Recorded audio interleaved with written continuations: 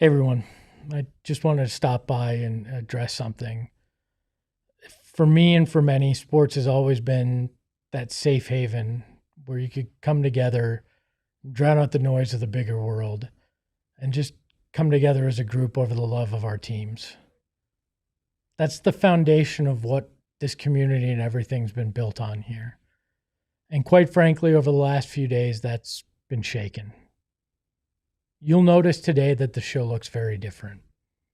Gerald is no longer a part of it. And we appreciate everything that Gerald did from day one. And I hope over the next coming days, weeks, and months that we can earn your trust and continue to build our community as that safe haven for all sports fans.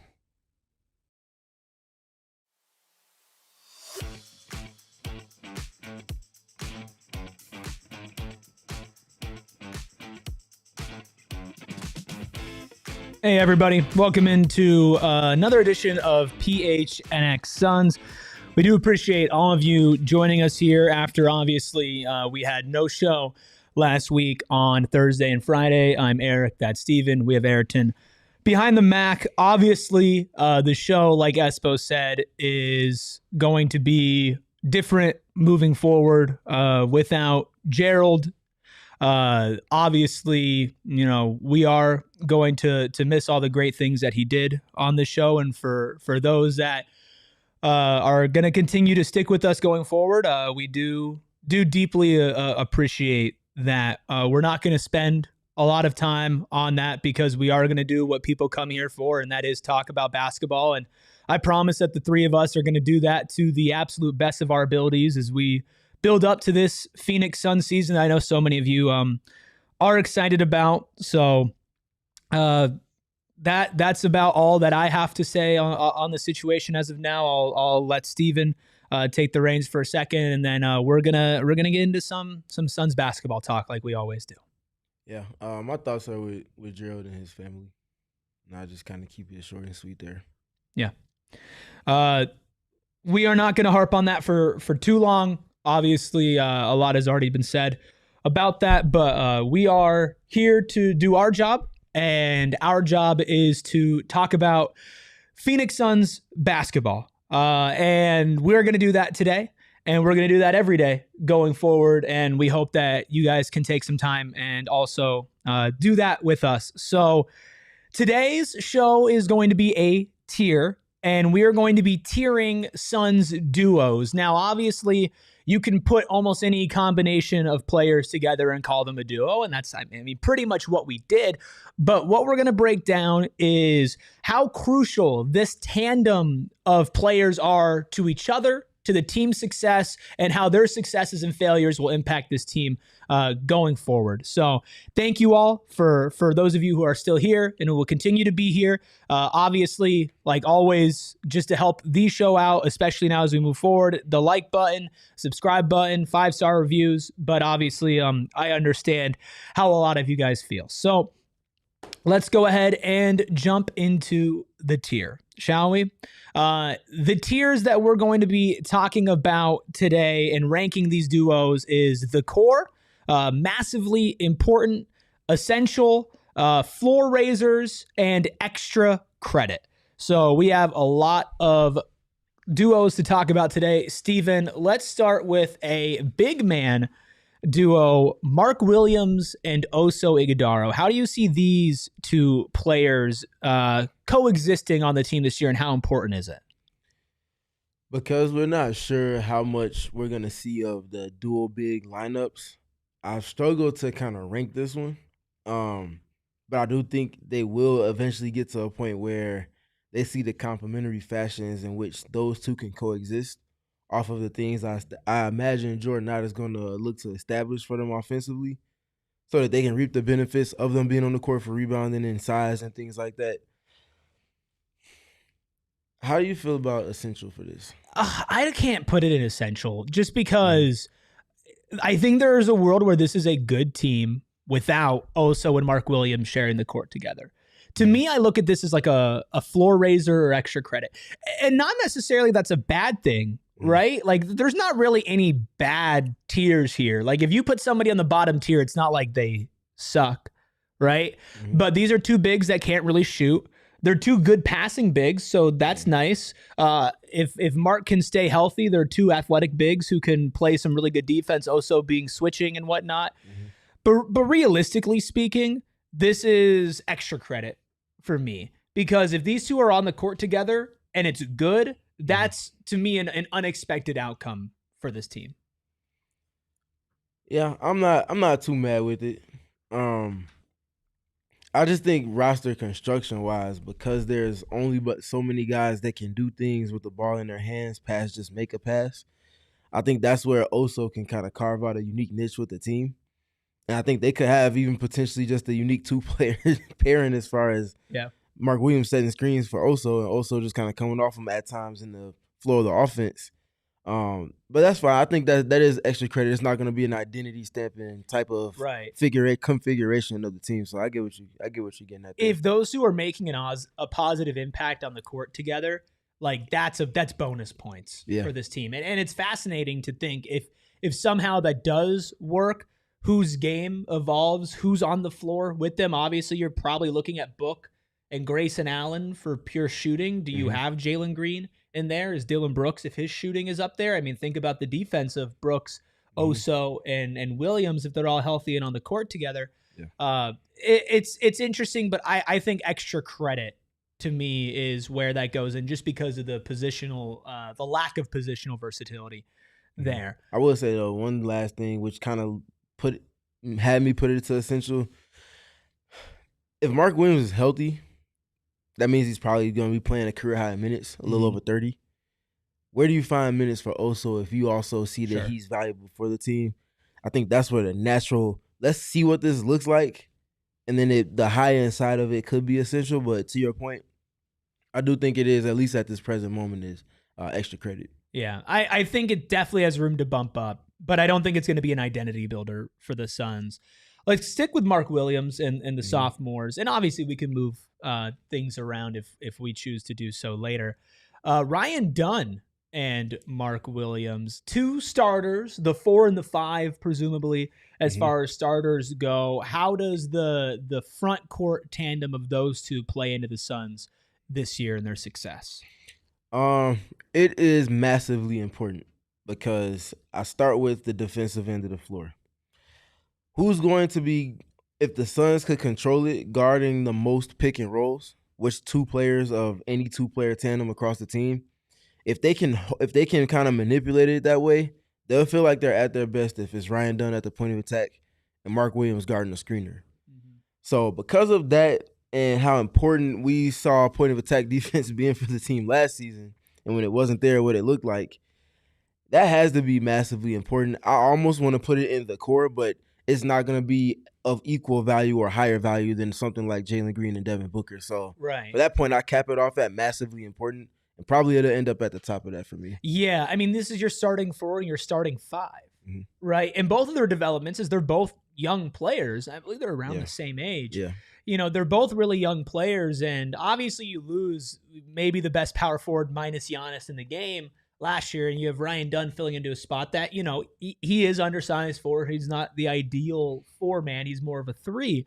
And then you have Mark Williams, who's a massive question mark as well. But if this team is going to be good, a lot of it's going to come off the fact that this front court, especially the starting front court, is going to exceed expectations. So I'm close to putting it in the core, considering the fact that Ryan Dunn was your first-round pick last year. A lot of your success in the future hinges on him and his development. You just traded 2 first-round picks for Mark Williams as well. He's young. He has a contract year coming up as well. I think, the only thing that stops me from putting it in the core is the fact that, you know, you have Malawach there at center, and then you have Book and you have Green, and it's like, okay, well, those are these bigger pieces for the Suns' future. So I'm fine with massively important, but you're right. I think it's going to be near the top. Yeah. We want to just leave it there tentatively and massively important. We got a lot. We have a lot sure. of duos to get through here. Cool. Dunn and Oso, the Gauchos. Mm-hmm. You know, it's so interesting because realistically speaking, there is a way where Oso doesn't have a massive role on this team if his weaknesses become a little bit more apparent, or if Jordan Ott can't find the right lineup to pair with him. But from like an emotional standpoint, these guys are like the core, or at least they're part of the core. They are. The way that this team is looking to trend, everything that they're working to establish, those two players align a lot with the non-Devin Booker faction of everything that they're working towards as far as team construct and things like that. Those two are heavily involved in it all, and I think their growth is as essential to what it is they're going to be looking to kind of get going this season as anyone else's. And because of those things, they're the core. Yeah, I mean they are the core. Sure. I mean, are we off base, Ayrton? I mean, as a fellow Suns fan, I mean, maybe if you look at like, okay, realistically, are you going to build a team around these two? I mean, I know Suns fans hate the words, but I think vibes are important. And very much. Oso and Dunn undoubtedly bring the vibes. Yeah, they absolutely bring the vibes. Let's put Ryan Dunn and Oso Ighodaro in the core, all the way at the top. Keep it going here. Again, we have some random pairings. What about Jalen Green and Nigel Hayes-Davis? This was a pairing that you brought to the table, Steven. How important do you see these two being? So if we're talking about lineup constructs that do not include Devin Booker, I imagine one of Oso or Nigel Hayes-Davis is going to be on the floor. They can coexist with Jalen Green in unique ways. They can complement him in terms of style of play, but also help to put him in better, more easy positions to score the basketball against a defense that isn't loaded up to guard directly towards him. Because of that, and because of the individual skill set that Nigel Hayes-Davis brings, and naturally the way that he spoke to, and you all got the opportunity to see how he thinks the game through in real time in respect to the top tier players on the roster, I would say it's a floor raiser for now. I think by the end of the season, it potentially becomes massively important, because if I'm talking about them getting to 40 wins, vying for one of the play-in spots and having potential to potentially get to the first round, probably caps off there at the highest, but you don't get to that point without having non-Devin Booker-centric tandems of players that can coexist in a way that exceeds our expectations at this moment. It's going to be hard to put anybody who's not, or who is Jalen Green and Devin Booker and whoever it is with the pairing, not in like at least essential to massively important to the core, right? Because when you look at Devin Booker and you look at Jalen Green, the true ceilings, the true peaks of this team are going to be based off of them, right? Like these are the guys that are going to drive this season of Suns basketball, and potentially with Jalen Green, the future of Suns basketball as well, considering how well he might be able to do. So with Nigel Hayes-Davis, though, again, no guaranteed, rotation spot, but hearing from him last week and the idea of him with his wingspan, his athleticism, his ability to shoot the ball, put the rock on the ground, his smarts, his playmaking, all of that, pairing that type of player next to Jalen Green feels massively important, because defensively, Jalen Green can gamble a little bit more, knowing that there's a 4 of that ilk behind him, and even a 5, which we could talk about with a different Jalen Green pairing later. But offensively as well, having somebody who can space out there and give Jalen Green the room to operate and hopefully get to the paint and then find that release valve, or a guy that knows where to be for gravity. I mean, it's intriguing. All these are intriguing. They're all beneficial to each other. But you said floor raisers for your tier? I said floor raisers to start, yeah. And I think by the end of the season, I think they get to the essential tier for sure. Yeah. I think Green and Nigel Hayes-Davis, I think anything with Nigel Hayes-Davis might have some of the most variance of the season. I think there's a non-zero chance that he ends up being your starting power forward by the end of the season for one reason or another, or at least one of your first players off the bench. Well, let's keep it with Nigel Hayes-Davis. We got a whole streak of Nigel Hayes-Davis here. him and Rasheer Fleming, really the only true fours on this team, a group that is admittingly the weakest position on the Suns, at least on paper right now. How important is Nigel Hayes-Davis and Rasheer Fleming's success to this team's success? I would say that would be extra credit, just because we're not sure what NHD is gonna look like, what Rasheer is gonna look like on the NBA level. I mean, we are still looking for what it's gonna look like with NHD on the NBA level too, but I feel like there's less ambiguity with what he's gonna bring versus Rasheer being on a complete different level than he's ever played on. And there's a higher ceiling eventually with Rasheer, but Nigel Hayes-Davis is 30. Sure. Right? I mean, he's one of the oldest guys on the team. Yeah. So I think besides Royce, he might be second or third.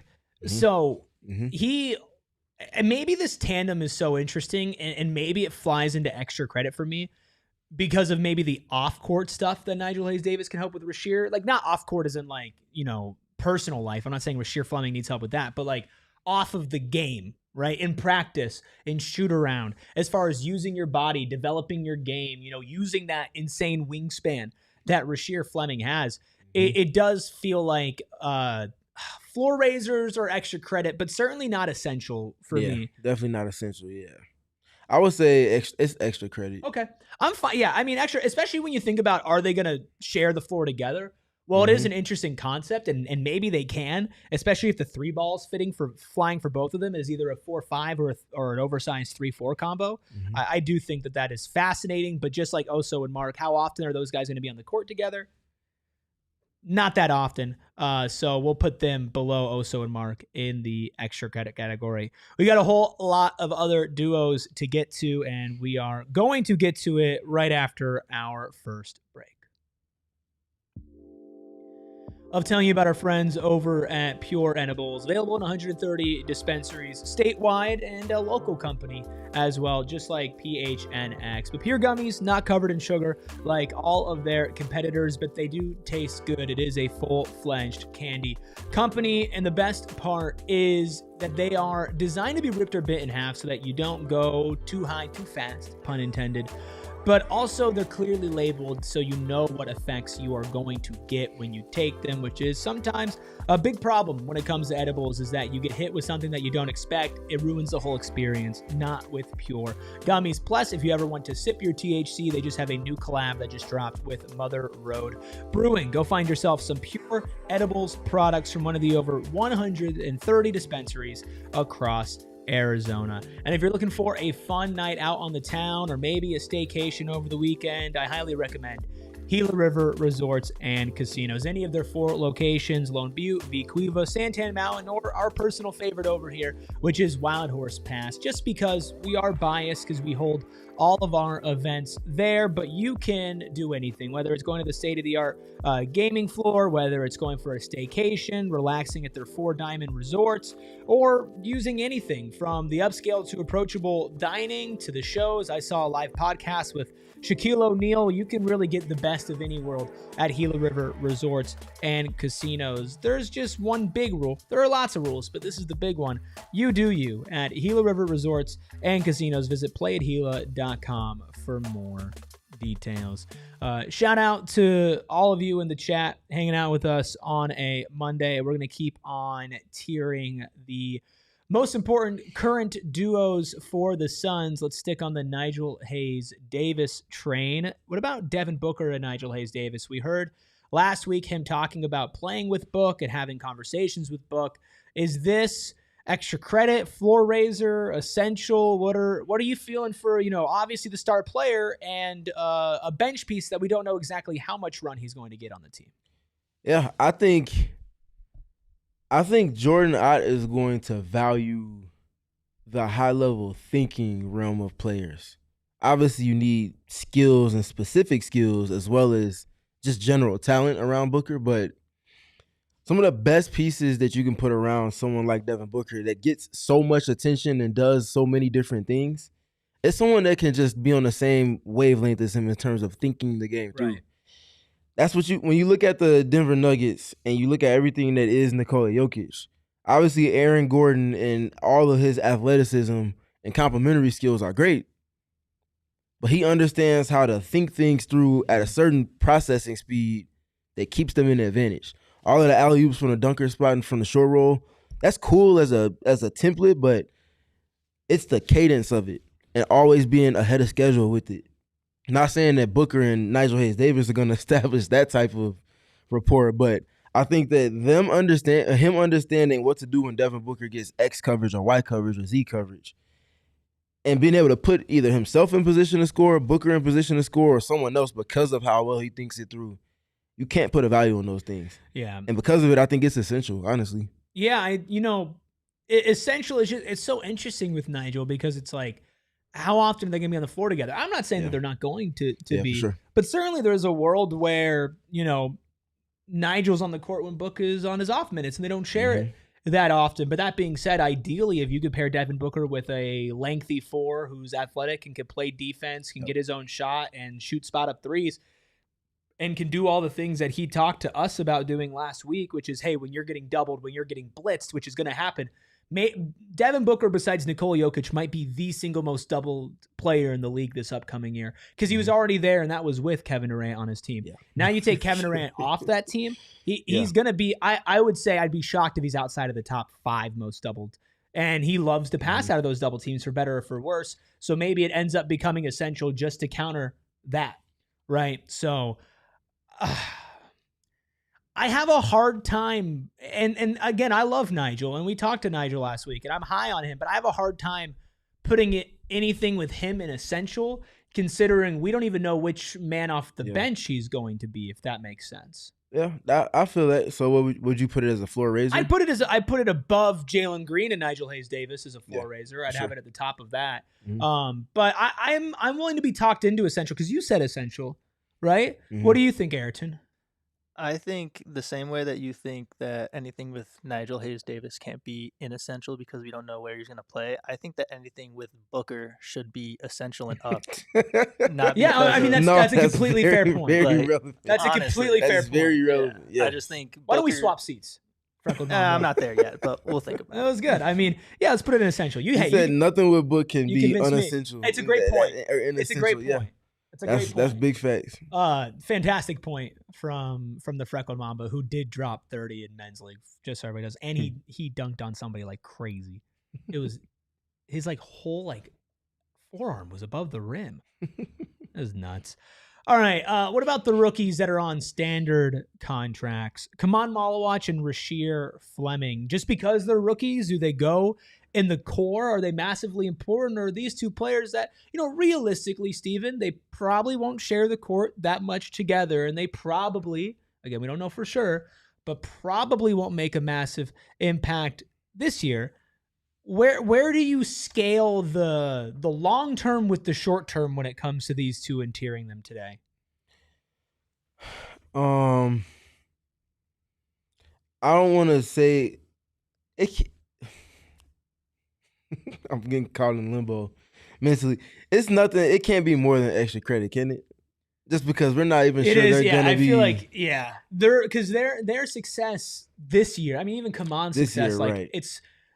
It's not essential to this team hitting their standards, but it is for them to really, really shock people, which does feel like it falls into the extra credit category, especially because those two, you're likely not going to be playing them together in any meaningful minutes. And that's my thing. I'm like, we're not sure how much of a staking of claim to the rotation either of those two will start the season with or have at the conclusion of it.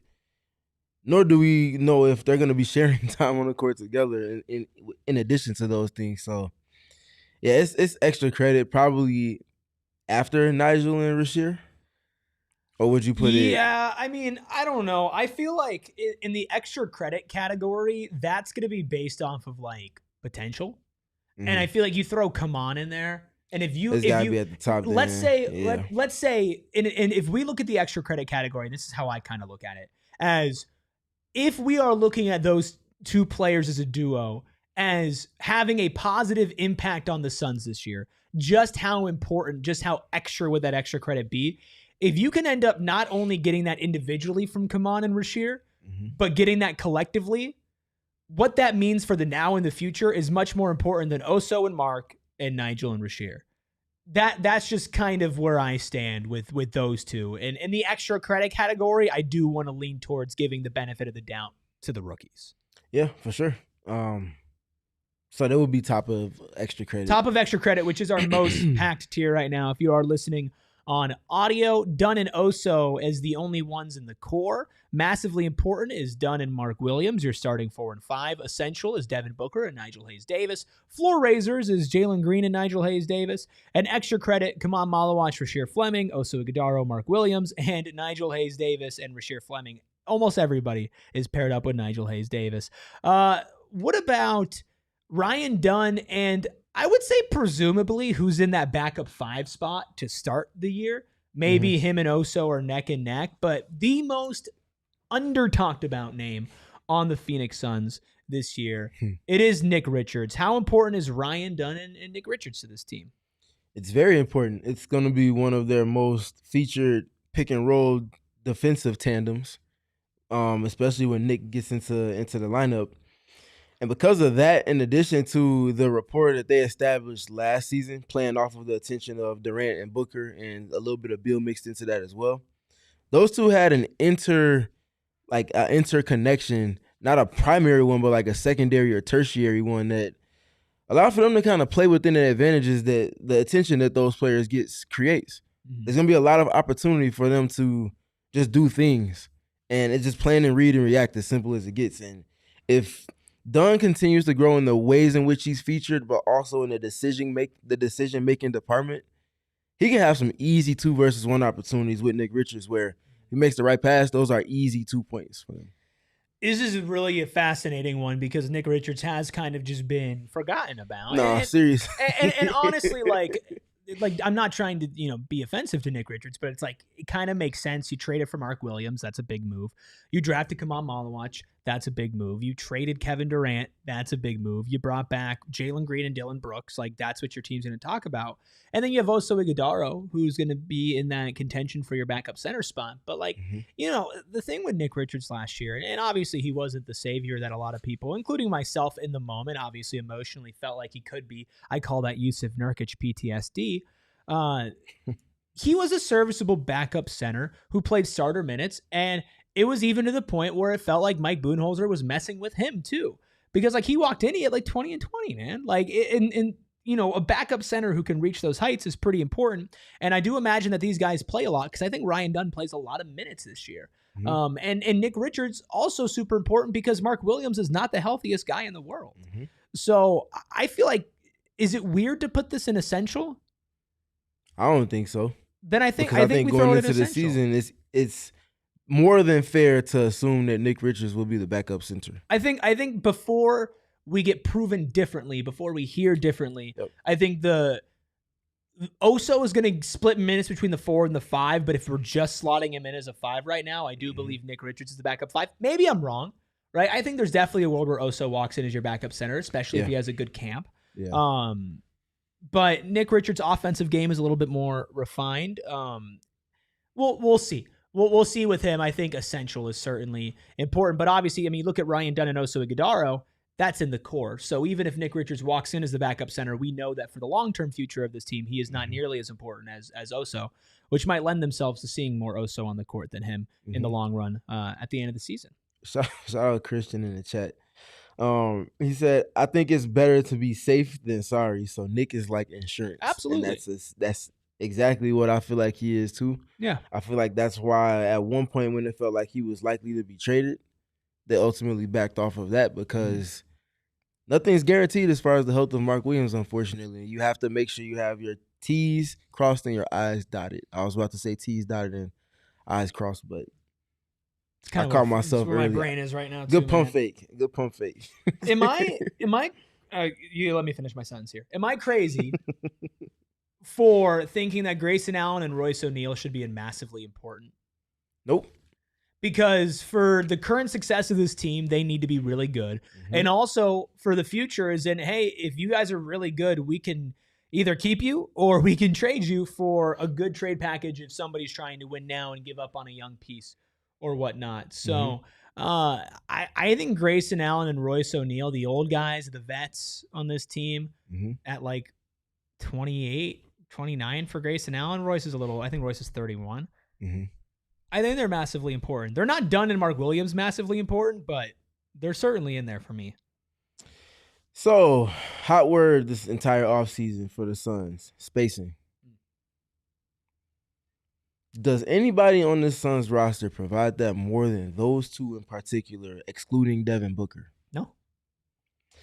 To that point, last season, 47 made threes from Royce O'Neal, or for Royce O'Neal from Devin Booker passes.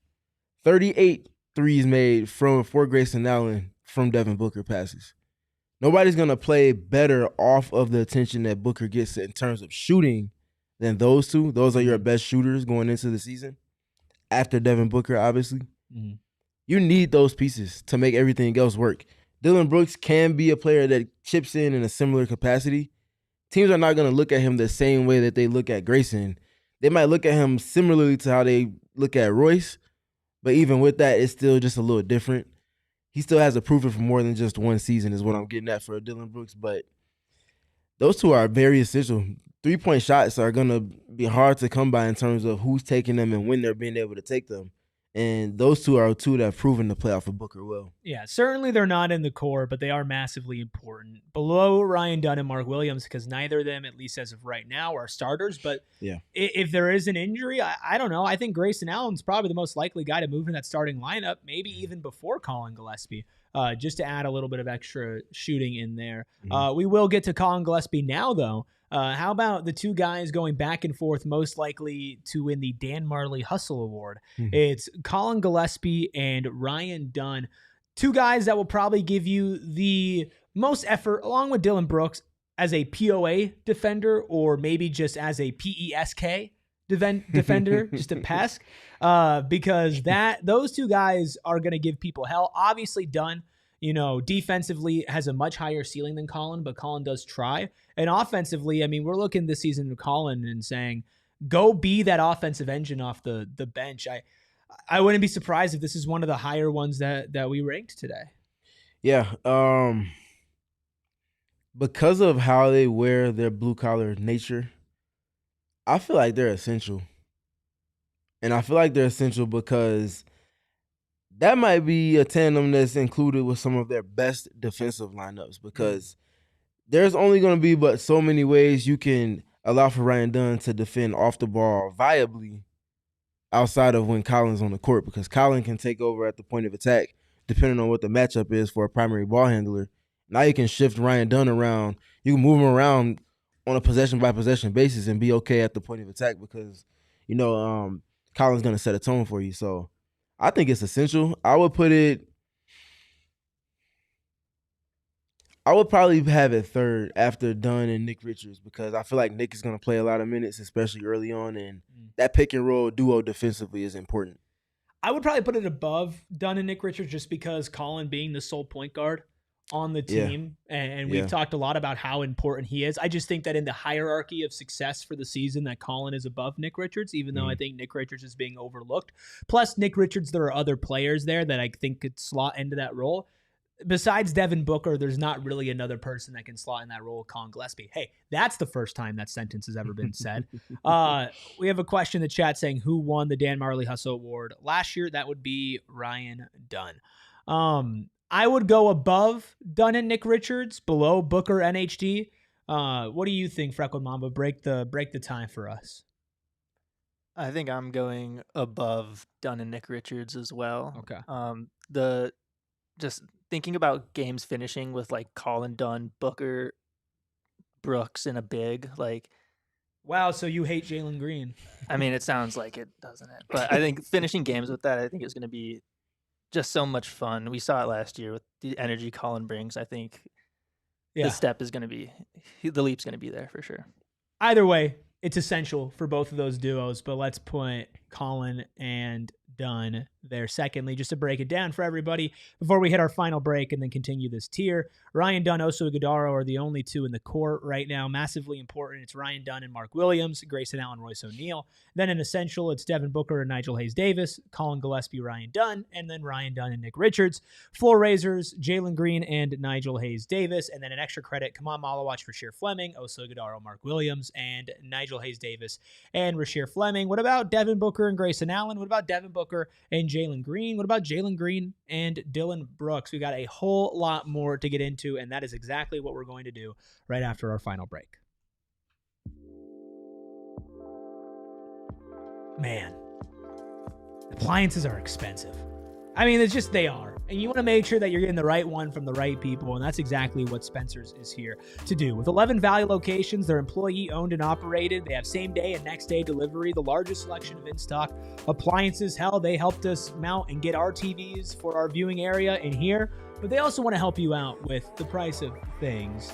You can use code PHNX5 for 5% off appliances. That can add up to a pretty big chunk of change depending on what you're buying. Or you can use code PHNX10 for 10% off TVs, audio, and mattresses. You might not know that they have mattresses at Spencer's. Well, they have mattresses, they have TVs, they have audios, they have every single appliance that you could possibly imagine. They're Arizona's largest independent appliance dealer. It's like having a friend in the business, but a friend that'll give you a discount. Visit spencerstv.com or any of their 11 Valley locations today. Use code PHNX5 or PHNX10. We always talk about saving money, but where do you put it? How do you spend it? That's where Mountain America Credit Union comes in, the exclusive home of the Suns card. And you can get this elite card from the official credit union of the Phoenix Suns. That is Mountain America Credit Union. It's available as a debit card and also a credit card, so you can use it with the MyStyle checking account to unlock extra benefits like travel events and discounts, telehealth and loan rate discounts, mobile phone protection, and so much more that we've already told you about here on PHNX Suns. Or if you go over to the credit card side of things, they're available as low rate, cashback, and rewards cards options, and there is no annual fee, which is extremely important. Let Mountain America guide you forward on your financial journey. Go get your Suns card today. You can apply at any Arizona branch. Visit macu.com/Suns to learn more. Insured by NCUA. Terms, conditions, and exclusions apply. Loans are on approved credit, all at Mountain America Credit Union. We do appreciate a lot of you in the chat hanging out with us and talking ball. That is what we are here to do, and we're going to keep it rolling as we do get closer to Suns Media Day. Next Wednesday will be Suns Media Day. So who will be the most important duos to keep your eyes on for Media Day and for the season? Well, as always, Devin Booker is going to be in the fold. If we've established the baseline of Essential, let's base this one off of where we had Devin Booker and Nigel Hayes-Davis, which is the top of Essential. Where does Devin Booker and Grayson Allen fall for you, Steven? Booker and Allen, because of what I just got done speaking to with the Allen and Royce connection, it's massively important. Yeah. Devin Booker's top 4 three-pointers made teammates last season, obviously to surprise of no one. Kevin Durant was number 1, 56 threes made. Number 2 was Tyus Jones, which would surprise most people considering the ways he's talked about, with 53 made threes from Devin Booker. Number 3 was Royce at 47. Number 4 was Grayson at 38. These are assists from Devin Booker. Assists, 3-point not assists. Total 3-pointers. 3-point assists. But total 3-pointers made, yeah. And Devin Booker led Booker. the league in 3-pointers assists. And each one of these rungs was the 4 most important. Those two, Royce and Grayson, being 3 and 4 respectively. You can't replace that production. You hope that Dillon Brooks establishes a similar relationship with Devin Booker as Grayson and Royce have.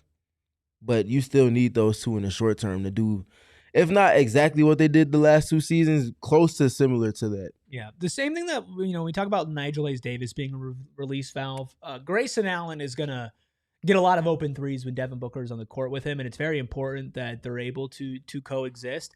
The defensive concerns are definitely there with those two share the court together, but offensively, they're so important that I do agree that they believe that they belong and massively important.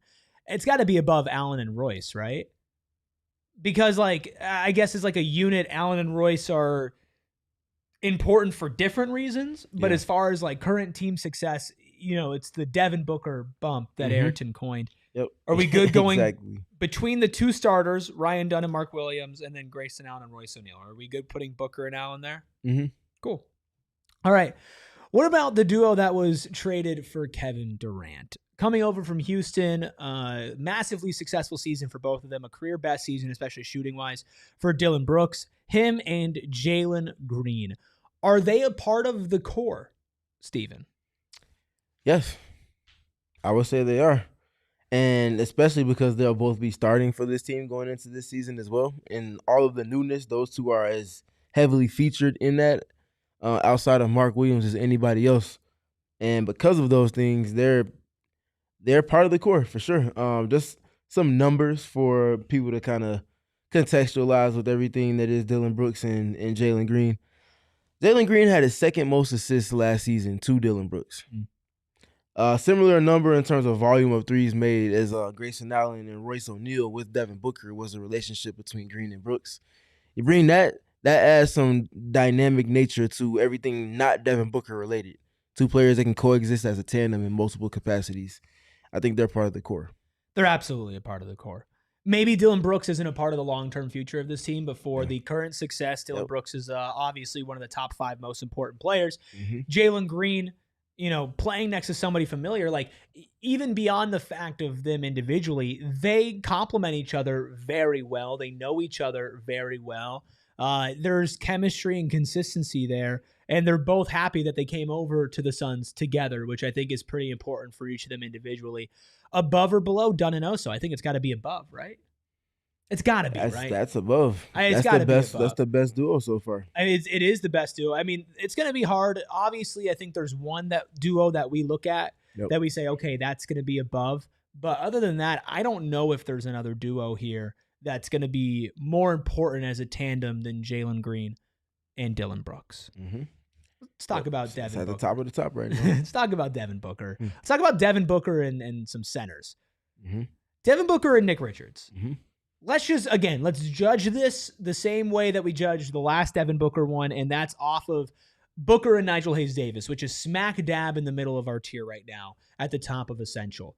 More or less important, the pairing between Devin Booker and Nick Richards. Who are we comparing this to one more time? Booker and Nigel Hayes-Davis. Booker and Nigel Hayes. Which is at the top of Essential, basically in the middle of our tier right now. Because we know Nick Richards is involved in the main rotation and can pretty much map out where he's going to be in that. And even more than anything related to Nick, Devin Booker likes to run pick and roll. There's only but so many screeners that are going to be used with this team from the front court perspective. I think Nick Richards probably sets the second or third most screens, depending on if he stays the duration of the season. His coexisting relationship with Devin Booker is essential. Yeah, I definitely think it's essential. But I might say it's massively important because I don't know if I can go to massively important. I mean, because he might start because of Mark Williams' injuries, of course. I think past even that though, but walk with me on this. I'm sitting, but this guy. Devin Booker, one of the highest volume pick and roll players in the league. The Suns are going to lean into that. It might not always be a natural pick and roll because he's going to get double teamed, but I think that value of it and the volume of it even more so is going to be why it's massively important for me. And I would say the same thing about one of the Devin Booker led tandems that we're going to be speaking to a little bit later as well, because it's pick and roll and it's going to be the main offense for the team. I mean, these are the two mid-range kings of the team, right? These are the two guys that are going to take that. Yeah, Jimbo. Nick was showing his middies all the last home stretch of the season for sure. Show us your middies is just nuts. Yeah. You know what I'm learning today? I guess not learning, but reminding myself. Nick Richards is a lot more important than I think we've been talking about. I'm trying to tell you, bro. Talking about. It's not that not that I ever fully. No, you just didn't. There's so many other things to think about right now. He's for sure the name that we have talked about. We've talked about Kobe Brea and Isaiah Livers more than we've talked about Nick Richards so far this year. I'd say either bottom of massively important or top of essential. We can go top of essential for now. I'm fine with top of essential just Ayrton, because you could throw an asterisk next to that. We will be revisiting at the end of the show. I do think that there is a world where Oso Ighodaro is your backup center and is the spot starter for Mark Williams via injuries. And then Nick Richards is still important because then he's your backup center. I also see a world where Nick Richards is completely out of the rotation entirely by the end of the year, with Oso, Kaman, and Mark Williams holding down the minutes that you're going to have at that position.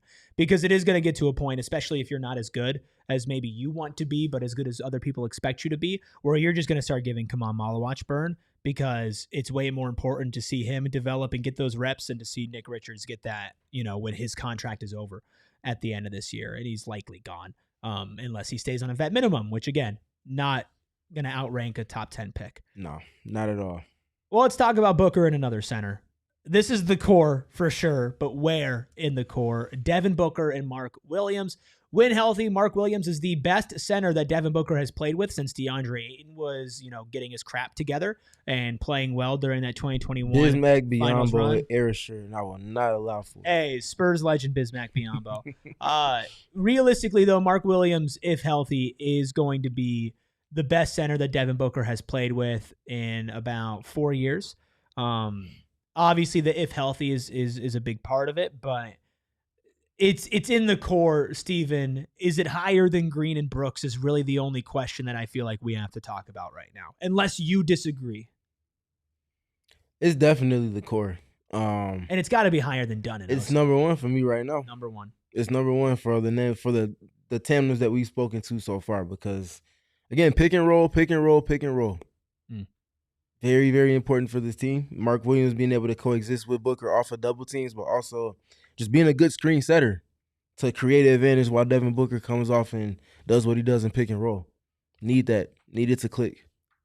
You seem like you didn't agree with that, Ayrton. I hate being the guy. Be the guy. But just Mark Williams' health, I think, has to put him under Green and Brooks. The way we talk about Green and Brooks affecting this team is if those two can do it, are we making the play-in, or are we bypassing the play-in and getting a playoff spot? Mm-hmm. Then with Mark Williams, it's if he gets 45 games, this team could be something good. And I think wishing on 45 games is a little bit risky. I mean, yeah, there's the Devin Booker part of it where that's going to bring everything up, right?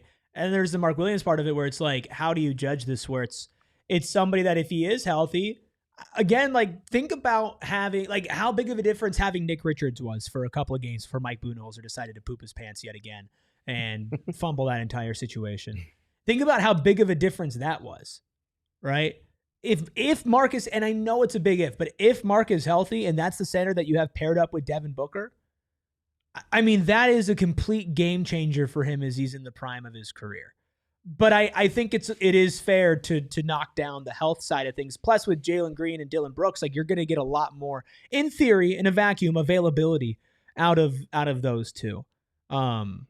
With this too, who do you guys this is obviously out of left field, but who do you guys expect coming off first, or being taken out first? Because my instant thought is always, it's going to be Mark Williams. Probably Mark. Switched out for Nick Richards. Yeah, or Oso. I think it might be Jalen. Yeah, and then let Jalen rock with the second unit. I think you naturally progress to Jalen-led lineups and Booker-led lineups staggered over the course of their probably 38 minutes that they both average on the season. And that's kind of my little bit of pushback there. Not that I can't see that it's Jalen off first, but the sheer number of minutes that he's going to play, kind of speaks differently. Mark Williams last season averaged 26.6 minutes per game in his 44 games played. Jalen Green, like you mentioned, is going to probably average above 35. Right? He's probably playing 38. He might average 39. And that's the thing, right? Where there will be some staggering, but I think he spent some time off the floor without Sure, Book. And I think he spent some time off the floor without Book. But if you're taking him out first and he's still playing 38 minutes a game, we're talking 5 minutes in, Jalen Green's going to be coming out. I don't know if I see that happening. I feel like you take out Mark first simply because you have depth at that position. and because you're trying to maintain his body and his health over the season. Then Jalen Green comes out second. You put in Colin, you put in Oso or Nick Richards, or maybe at the end of the season, come on. And then you bring Jalen Green back first, and then Mark Williams back first, and then that's a tandem that's kind of cooking with your second unit, your Graysons, your Royce, your Rashirs, your Nigels, your Collins. That's kind of what I see. But I think that if you're picking two, those are the first two that are off. Question for Mr. Freckle Mamba. When you look at, if you just close your eyes and imagine a best version of this Suns team, how heavily involved is Mark Williams with Devin Booker in pick and roll in comparison to Jalen Green and Dillon Brooks kind of existing in a somewhat secondary fashion to that tandem, putting that tandem in position to be their best version of themselves? Because that's kind of the train of thought and the lens that I was looking at it through. Yeah, when you break it down like that, I think it's definitely Booker and Mark Williams because, I mean, you've touched on it already before. He hasn't played with a lob threat like that in 4 years, and I think he's going to be giddy to play with somebody like that again. So I think if I was playing 2K with injuries off, Booker and Mark Williams would go first without a question. But again, prefacing, I hate being that guy, but I'm that guy. I think it's not a bad problem to have, the fact that it's a conversation, honestly. I say let's do the injury tax. Let's throw it below Green. Okay. Green and Brooks. I'm not mad at it. I mean, we know it's close. Obviously, people will look at this and they'll miss the conversation and then they'll get mad even though we actually dove into it in nuance. Watch the podcast. Yeah. Okay. Jalen Green and Oso Ighodaro. This is an interesting one. This is not one that I've thought about a ton. Where would you throw this one? We only have one in floor raisers, and that's Jalen Green and Nigel Hayes-Davis. Do these two belong in the same category?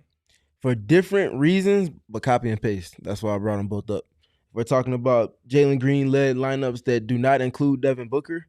I imagine they're going to heavily involve one, potentially both of, depending on how Jordan Knott views Oso, spending time with both Oso and Nigel Hayes-Davis on the floor. So because of that, similar reasons to the Nigel Hayes-Davis point, but even a little bit more different because Oso's offensive and defensive versatility is just a little more unique. I'll probably put it ahead just because it seems like Oso's being a little more invested into than Nigel at this moment just because Nigel is new. Yeah. So I would put them ahead, but definitely floor raising tier. Yeah, I have no arguments there unless Freckled Mamba wants to speak his truth again. He's shaking his head no. Nothing. This one's interesting. Devin Booker and Jordan Knott. Is this our number one? That's at the top of the top. Do we think it gets dethroned? Best player, head coach, can't beat it. Talking about setting a tone, setting a culture, identity. Let's do this. Devin Booker and Jalen Green and Devin Booker and Jordan Knott. I think those are the two in contention for number one. It's Booker and I for me. And I say that because we are looking for someone to be more creative about the ways that Devin Booker is being featured so that the things that have been a nuisance to his production that blow can be lessened as much as possible. Jordan Knott is the one that's at the controls of the principles and the habits that they're going to be playing off of all season long. Also the one that's going to be forced to counter and adjust to what opponents are doing. Booker can't be his best self without being put in an ecosystem that is conducive to kind of supplement him. And I think because of those things and why I said it was an A+ higher in Jordan Knott, he's going to do those things. And it's not going to be a one trick or these two things are going to do. It's going to be evolving. And it's going to be something that they're always forcing opponents to play keep up with. They got to catch up with it. Once you figure this out, Jordan already has like 7 or 8 other ways in which he's going to feature Booker so that you can't just so easily do what you want to do with him defensively. And because of that, I love the Jalen Green, Devin Booker part. That's probably going to be number 2 once we get done. But it can't trump the I and Booker tandem for me. Yeah, I mean, Devin Booker has gone through more head coaches in his time in the NBA than any other single player in that span that stayed with one team, and most that have even jumped around teams as well. The Booker and Green thing, as far as the long-term success of this, if that duo hits their ceiling, That is the single most important thing. It is more important than hiring the head coach. The only break in that line of logic is you don't get the best out of Devin Booker and Jalen Green without Devin Booker and Jordan Ott. Correct. It does start there. It also starts with keeping your franchise superstar happy, which is extremely important in today's day and age. And I think Ashley said it right. Booker finally has his coach. Yeah. So let's go ahead and throw that at the top. And I think, Devin Booker and Jalen Green, for many self-explanatory reasons, then at the second place. So just to give a rundown for everybody who's just joining us or who's listening on audio, shout out Be Entertainment. I know you always want your shout out. The core is Booker and Ott at number 1, Brooks and Green at 2, Booker and Green at 2, Green and Brooks at 3, Booker and Mark Williams at 4, Dunn and Oso at 5. You show how high we are on Ryan Dunn and Oso Ighodaro, and especially the vibes. Oso is the only non-starter, I guess, besides Jordan Ott, unless we need him to fill in at point guard on this team. Then in massively important, Ryan Dunn and Mark Williams, Booker and Allen, and then Grayson Allen and Royce O'Neal.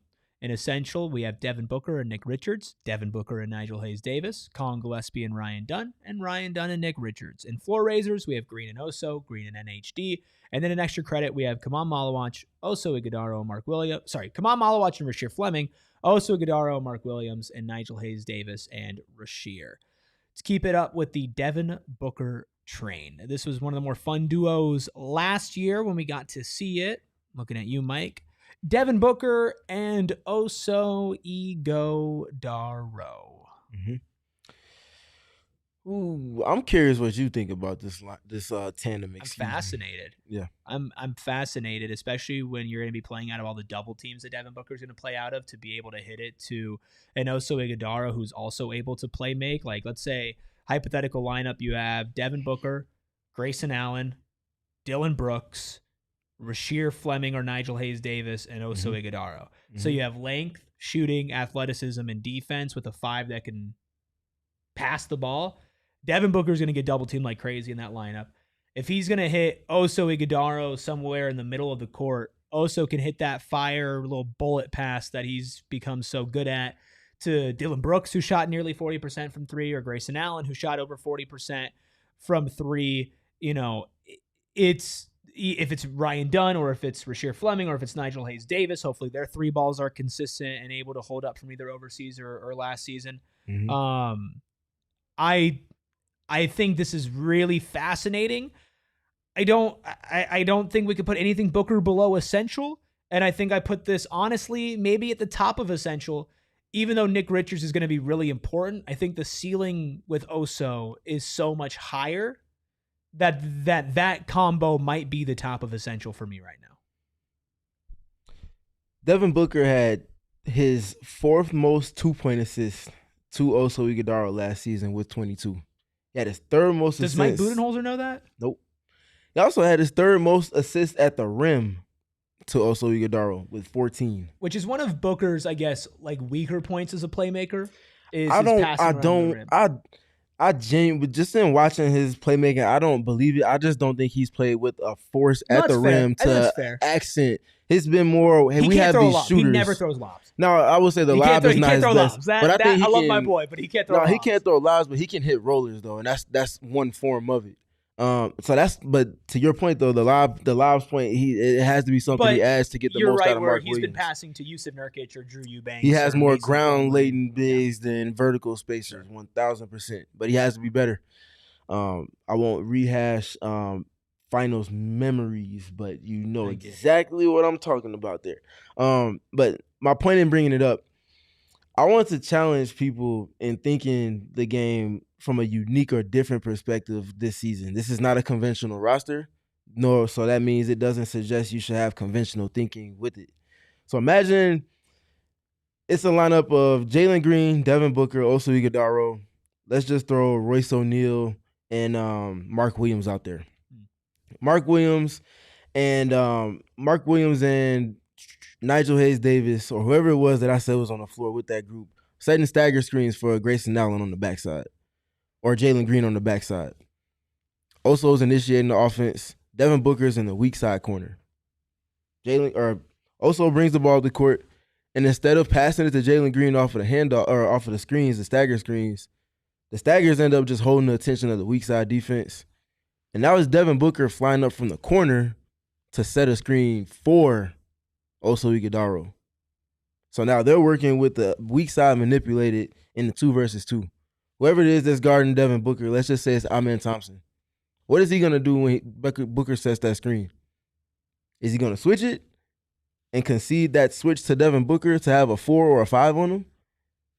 What's the decision making in that? Is it going to be a quick one where they're on the same page defensively, or is it going to cause confusion, which leads to advantage? There's a lot of choices. And this is happening with 18, 19 seconds on the clock. So they have plenty of time to play in whatever advantage that comes from that. I think there's levers that can be pulled within Oso and his skill set, featuring Devin Booker in ways that he was featured with the 21 finals team. Somewhat in ways that Mikal Bridges was featured. Get him some easy opportunities to flip a switch off the ball, then get the ball, and then get into whatever you want to get to from there. I think there's a lot of opportunity there, and also unlocks a ton of that. I think that's the unconventional nature of what we talked about a couple of weeks ago on, is he the most fascinating role player, second-year player? Yeah. I think that's it. You can think outside the box with him because he not only has an unconventional skill set, but he also has the mental to match that. I mean, you have to think outside of the box with him. You don't really have a choice besides that. Yeah. Also, if you want to get more of Devin Booker off the ball, which I know a lot of fans want, using Oso Ighodaro maybe as a ball handler, maybe using a flip, pick and roll, pick and pop. If it's Booker screening or Booker coming off of a screen and curling, and it's Dillon Brooks that's out there, or Ryan Dunn that's out there, or Grayson Allen. I mean, using Oso Ighodaro as a ball handler and Grayson Allen, if he's still thick, Grayson Allen to screen. I mean, well, even without him, he loves the screen. He's one of the best. We need a non-traditional screeners, man. He is one of the best non-traditional screeners in the league, and he can get a certain type of attention that would give you that same thing. So yeah. Yeah, there's a lot of different fascinating ways to do it. So, do we want to throw him in massively important? I would. I don't hate it. I would. I don't hate it. Let's do For it. as much as we've talked about also being valued as an internal investment via draft and obviously the skill set and the IQ, I think he's massively important. So our number one, we have Devin Booker and Jordan Ott. Yeah. The next one that we're going to tier is Jalen Green and Jordan Ott. Mm-hmm. Is this just like the 1-2? Green and Ott? Or does this fall below I would Booker put it Green, after Booker and Green. but above Green and Brooks. But above Green and Brooks. So break it down for me then. I'm not necessarily saying that I disagree with you, but just to kind of lay it out for everybody. Jalen Green's the second best player on this team. Yep. Jalen Green is the youngest player with the highest potential on this team. Mm-hmm. He was the centerpiece of a Kevin Durant trade. And we talk about unlocking Jalen Green, which is putting him in a better position to use his skills and refining his game. Mm-hmm.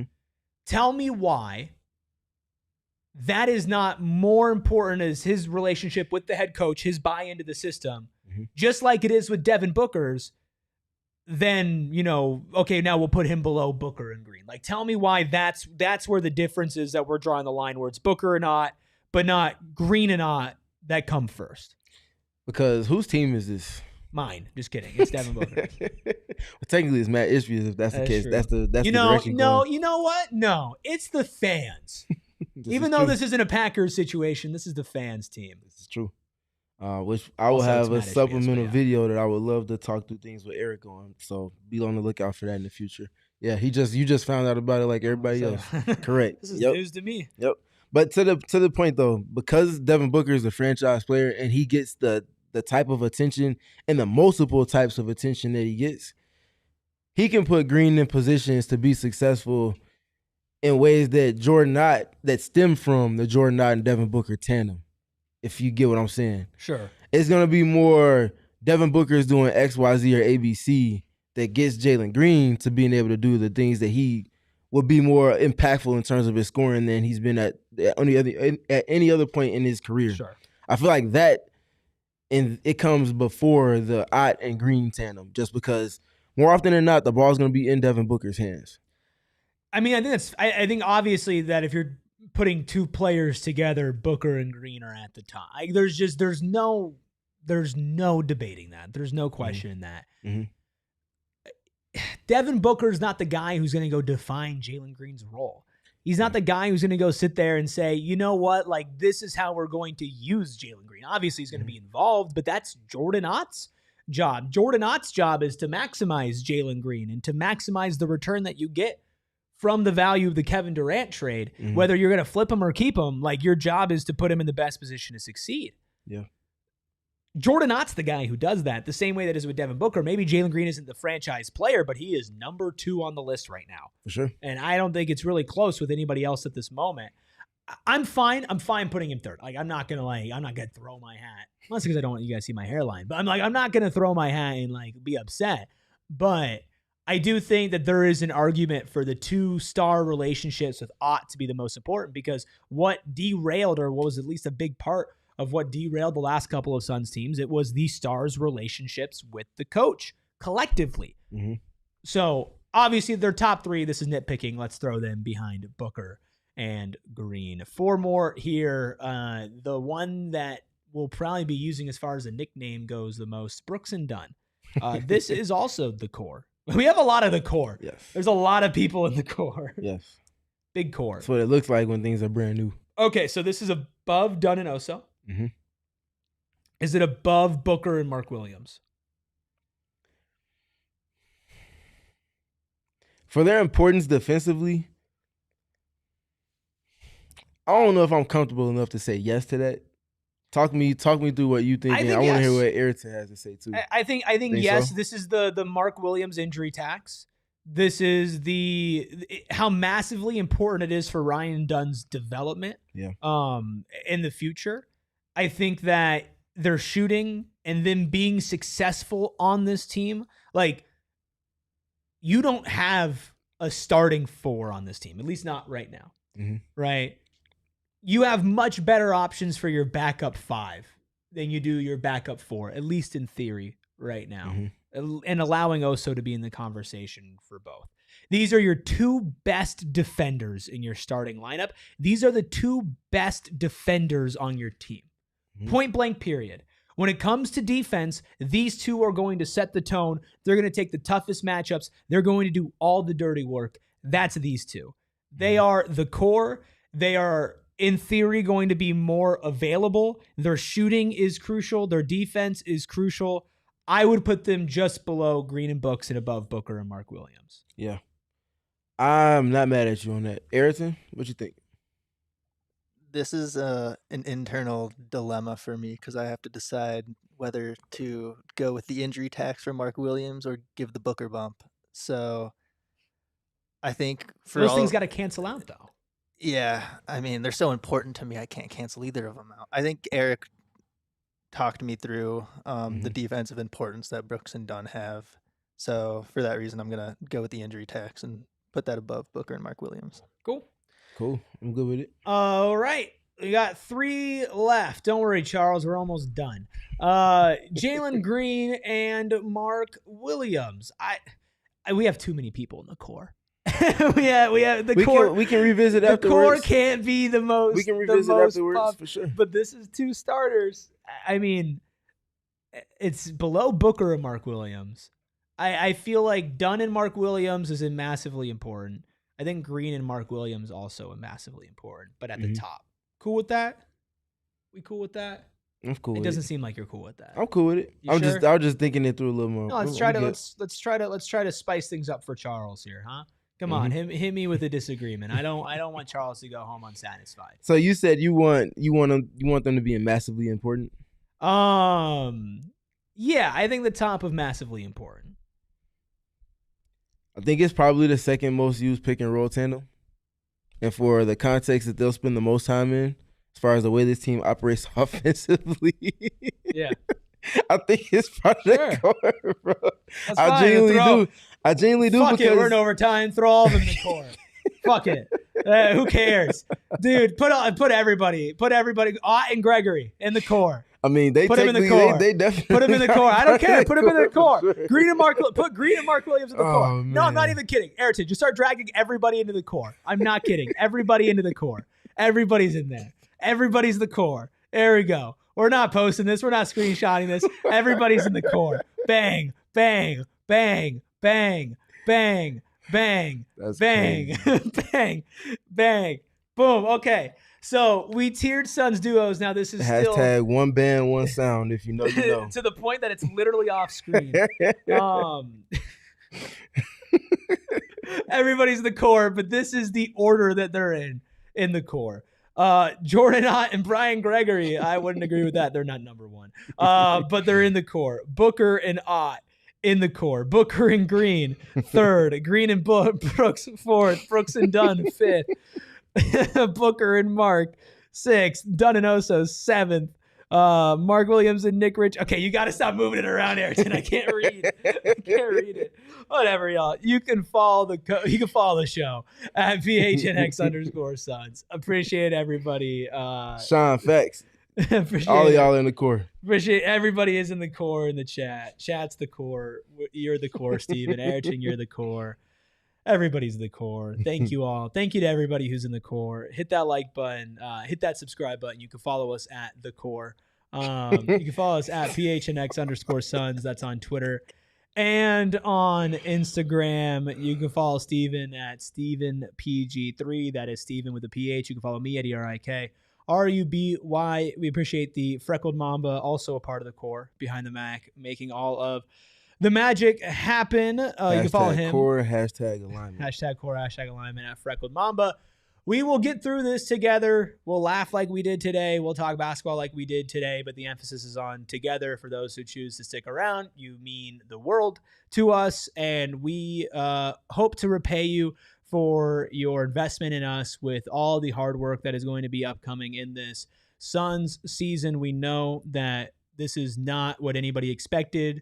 And we know that for, a lot of people, this is a really, really big change, and that this is not the crew that was here 12 months ago. And we understand that. And we carry the foundation that they built and that they laid for us every single day. And we will try to do all of them proud, and we will try to do all of you proud. So if you do choose to do so, hit that subscribe button. Hit that like button, become a member today, become a diehard today. We still will strive to make this the best place to talk about basketball and to talk about the Phoenix Suns. So we do appreciate all of you. We will be back tomorrow, so we'll talk to you then. Until then, try to laugh a little bit. We all silly like the mayor.